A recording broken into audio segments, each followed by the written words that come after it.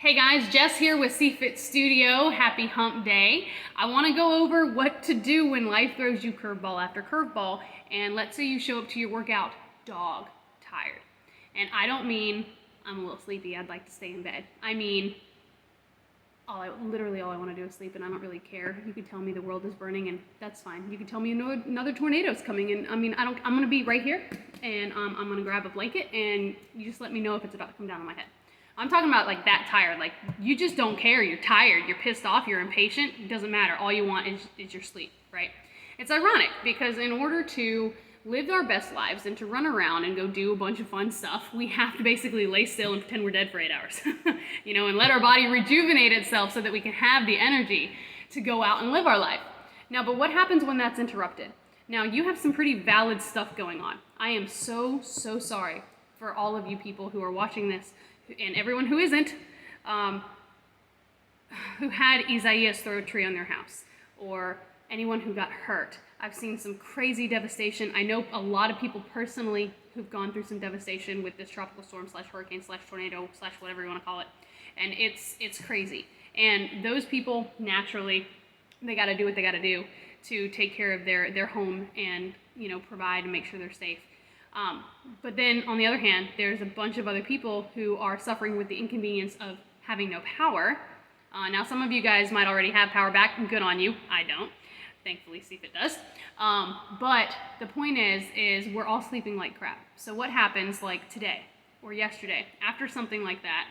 Let's say you are fortunate enough to be one of the ones who did not have a tree fall on your house. But you are dealing with a horrible night's sleep. And I mean, like, you spent the last 8 hours doing nothing but riching and all over the bed because it's just too hot. You want the covers because you need covers to sleep, but then you get the covers and it's way too freaking hot and you can't even have a fan. I need a fan to sleep because it's too quiet and I can hear myself breathe and it's not okay. So what happens then? So the point is life's going to throw you curveball after curveball after curveball, and it's up to you to really be cognizant enough to realize if your current actions are going to support you later or not. So for example, with this morning, I am dog tired. I might not sound it right now.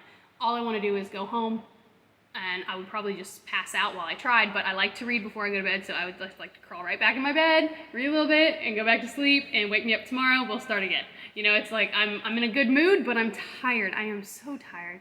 And I've been so tired because the last couple days I always wake up early, and then you add that stupid tornado alarm multiple times in the middle of the night, and then you're like, oh my God, do I go take shelter? Do I not? Do I lay in bed? Is it worth it? I don't know.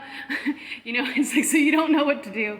And so that's multiple bad night's sleep in a row. And then you have just the exhaustion from all the societal and social stuff going on top of all this. So we're all tired. So what do you do when you're coming up to your workout and you're tired? Well, I'll tell you, you work out anyway. And the reason is because, so for example, for myself, right? I was fortunate enough to have a client coming in super early, like 5:30. My normal appointment is around 5 or 5:30. Today I was fortunate enough to have it at 5. Last night, we still have no power. So it's god-awful hot in my house. Slept like crap. Spent the last 7 to 8 hours doing nothing but riching around in my bed. Too hot.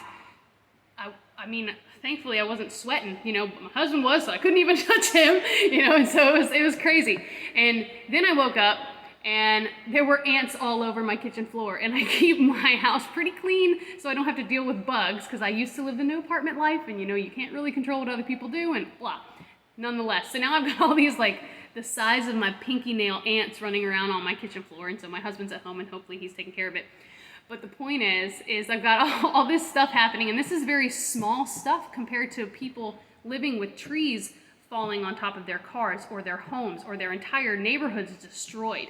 So I am not belittling any of that, and I am not heightening what I'm saying. What I'm saying is we're all tired. So what you do when you are tired is you don't not work out. You modify your workout. So if sleeping the way I did last night, which was 7 to 8 hours of doing nothing but rolling around and just being angry because I couldn't sleep, me trying to do that for another hour is not going to give me more sleep. It's not going to give me more rest. So I need to just get out of bed because number one, I've got a client coming for me. So I can't just, she's depending on me. I can't just like, I didn't sleep well, so I'm going to go try to not sleep well again for another hour. No, That's completely not productive. So I'm gonna get up, I'm gonna see the ants, I'm gonna spray them with Windex, I'm gonna yell at my husband to come take care of it, and I'm gonna go to work. So then I did, and I took care of it. Then I had some time to work out. Again, I had a burst of adrenaline from all those stupid ants, right, naturally. And sorry to keep rubbing my nose. It's I feel like a hair and I can't find it. Tickling. Anyway, so he's taking care of it. That gave me a burst of adrenaline. I drove to work, I trained my clients, and then all of a sudden, that adrenaline went down real fast. And then it was just me in this nice quiet studio, and a lot of places around here, unfortunately, are still out of power, so I could just like shut off all these lights. I could take a nap right here on this couch, you know, but again, that's not gonna help me. I don't have enough time to really get into full REM cycle before my next client comes in. I've got a lot of stuff to do today, no matter how tired I am. So instead of me just like wasting time on the phone or sitting and staring at the wall, I'm here anyway. I got up, I had someone depending on me, and I moved through a workout. Now, because I'm tired, I used my experience to know that I personally can do an upper body workout pretty good and keep good form even when I am really tired. My leg days can't do that. I'll probably end up jacking up my knee if I try to do that when I'm tired. But the point is I chose a workout that I could do. And some people would, I mean, honestly, if you're really tired, I'd recommend doing a full body day. Push-ups, kind of hard to screw up push-ups. You can, but they're easier to maintain. Doing a row, a basic row, maybe not an overhead press, but maybe like a lateral raise, or just throwing a ball against the wall up and catch, that stimulates the shoulders, you know, and doing maybe some body weight squats or some lunges, right? Body weight, light. And, you know, again, if you've been watching my videos, I say I like minimum 3 rounds. Ideally, I set a timer for 30 minutes. I keep going till it's done. That's what I did this morning. But if you're dog tired, choose your full, you know, push, press, pull, twist move, core move. 5 legs should be involved in there, but if they're not, you can make that. Choose the 6 moves and do them 3 times. That won't even take you 30 minutes. And you got your workout in.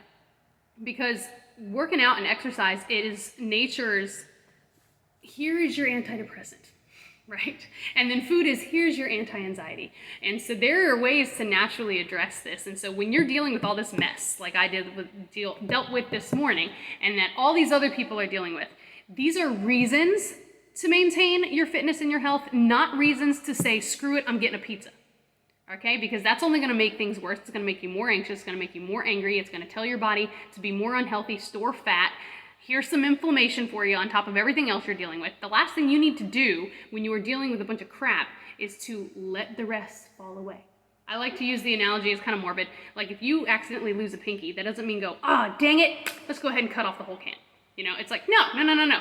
You're like, oh, dang, okay, I lost the pinky, meaning like, okay, crap's happening. That doesn't mean I'm going to go eat the pizza or the ice cream and then just not work out.